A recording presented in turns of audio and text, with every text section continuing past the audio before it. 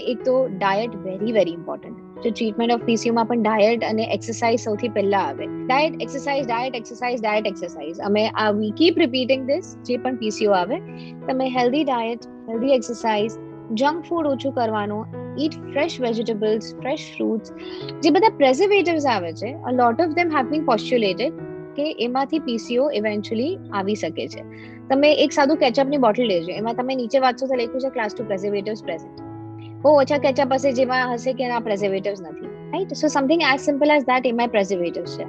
સો PCO માટે અમે really એ લોકોને ગાઈડ કરીએ કે તમારું ડાયટ ચેન્જ કરો, ફ્રેશ ડાયટ પર જાઓ, ફ્રેશ વેજીટેબલ્સ પર જાઓ, એક્સરસાઇઝ વેરી ઇમ્પોર્ટન્ટ. તમે વેટ લોસ જ્યારે કરો, જે તમારું બેઝલ મેટાબોલિક રેટ વધી જાય, એ પીસીઓમાં બહુ હેલ્પ કરે છે તમારું રિડ્યુસ કરવા.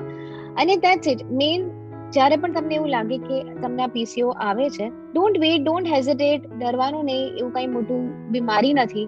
તમે જઈને વાત કરો તમારા ગાયનેક સાથે, અન્ડરસ્ટેન્ડ કરો તમે ક્યાં છો, કયા સ્ટેજ પર છો, એકચ્યુઅલી પીસીઓ છે કે કઈ બીજું છે, અને સ્ટાર્ટ ફોલોઈંગ. હવે there are medicines also available જે તમને હેલ્પ કરશે to get better with PCO. they can also be started. અને આ બેઝિક તમે બધું કરો તો you should be able to overcome something like PCO also.